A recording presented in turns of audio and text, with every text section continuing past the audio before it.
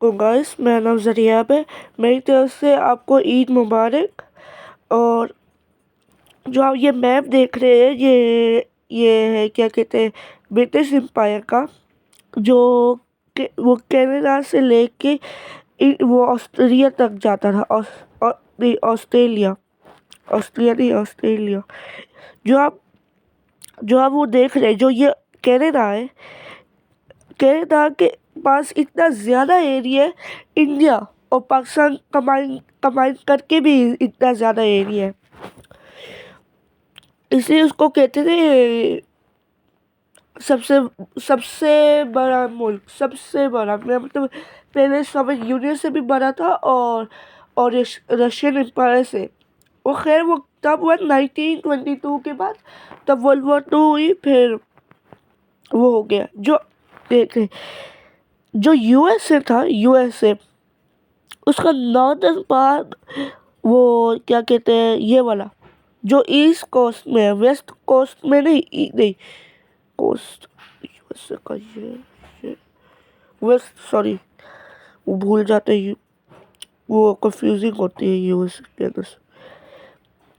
जो आप ये देख रहे हैं कि यूएस पहले वो कॉलोनी होता था, ब्रिटिश कॉलोनी, और आधे से ज़्यादा तो जो है वो ब्रिटिश, जर्मन, इतने सारे जर्मन और यूके में वो थे गोरे।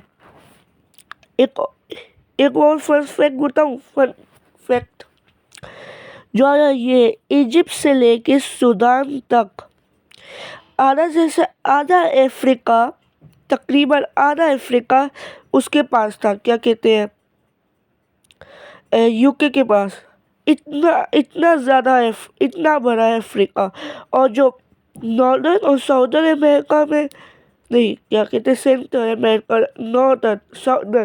नॉर्दर्न के पास बहुत बड़ा एरिया था, लेकिन साउथ में बहुत कम और सेंट्रल में बहुत कम। लेकिन अभी तक जो आज़ादी की मूवमेंट थी, जो इंडिया पाकिस्तान, इराक से, ये इराक, फ़लस्तीन, इजिप्ट, सूडान वगैरह वगैरह में जो है वो नहीं हो सकता, वो नाकाम हो गई। खैर जो आयरिश मूवमेंट थी वो 1922 में कामयाब हुई जंग की वजह से। ऊपर से वो इतना कमज़ोर नहीं था जब हम लोगों ने आज़ादी ली। खैर वो कोई और टॉपिक है, क्योंकि ये जर्मनी से हार गया था, जंग जीता तो था, लेकिन नुकसान तो बहुत बड़ा था उसका, ये क्या कहते हैं ब्रिटिश एम्पायर का।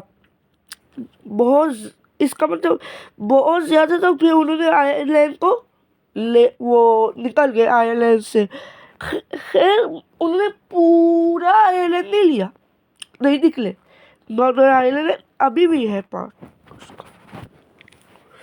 जो देखिए, जो ये यूनाइटेड किंगडम है, इसको यूनाइटेड किंगडम और ब्रिटिश एम्पायर में क्या फ़र्क है? ब्रिटिश एम्पायर वो ये है, यूनाइटेड किंगडम वो अलग अलग किंगडम से बना है। Wales kingdom, northern Ireland kingdom, Scotland kingdom, England kingdom. जो ये आप देख रहे हैं ऑस्ट्रेलिया, आपको लगे ये कुछ कहते 1906 में आज़ाद हो गया था, लेकिन कंट्रोल तो अभी भी ब्रिटिश एम्पायर के पास था। कनाडा की आज़ादी से 1959 में पूरा आज़ाद हो गया था। वो अभी वेसल टाइप ही था। जो आप ये मैप देख रहे हैं, ये ब्रिटिश एम्पायर का ग्रेटर एक्सटेंट था। अब ये देखें, इनमें से सारे कंट्री, ये नहीं है जो जिसके पास ब्लू है, ये सारे कंट्री ये आज़ाद हुए हैं, लेकिन फ़लस्तीन का झंडा होना चाहिए। ये 1947, 1941, 1947, 1971, 1968, 1931, 1962, 1776, 1933, 1976। देखा, ये सारे जो है क्या कहते हैं कंट्री आहिस्ता आहिस्ता आज़ाद होते हैं। क्यों? क्योंकि ब्रिटिश एम्पायर अंदर से आपको लग रहा होगा, वो एलाइंस को लगा होगा कि जो क्या कहते हैं, ब्रिटिश एम्पायर जीत गई उन्होंने जंग। असल में वो जीते हैं थे, लेकिन नुकसान तो उनका भी हुआ था, क्योंकि आपको लग रहा था ये यूनाइटेड है। रियलिटी कुछ और बताती है। पहले फर्स्ट ऑफ ऑल, पहले उन्होंने आज़ादी दी 1946 को, ये किया, रेजोल्यूशन किया फ़लस्तीन वाला। फिर बाद में इंडिया पाकिस्तान अलग हुए। फिर दूसरा, सबसे पहले शुरुआत की थी 1770 से। वो 200 साल पहले है। 200 साल का कोई मसला नहीं, वो कमज़ोर नहीं हुए थे। लेकिन जो क्या कहते हैं, आयरलैंड का था, उसने वो क्या कहते हैं, वो इंडिपेंडेंस मूवमेंट और स्ट्रॉन्ग कर ली। फिर आया 1947 के बाद जो एम्पायर जैसे वो, मतलब आप देखें, वो टूट गया।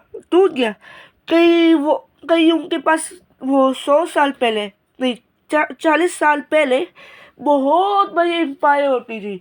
1956 तक और 1957 तक उनके पास वो क्या कहते हैं, वो है क्या कहते हैं, अफ्रीका ही रह गया, वो भी साउथ। 1922 में मिस्र भी आज़ाद हुआ था। इजिप्ट आज़ाद होने के बाद और स्ट्रांग हो गई। आहिस्ता आहिस्ता जो जंगें आती गई, आहिस्ता आहिस्ता इंडिपेंडेंस और मूवमेंट वो हो गई, आहिस्ता आहिस्ता। तब 1996 आते आते ब्रिटिश एम्पायर ख़त्म हो गया। और कल मिलते हैं गाइस, अल्लाह हाफिज़।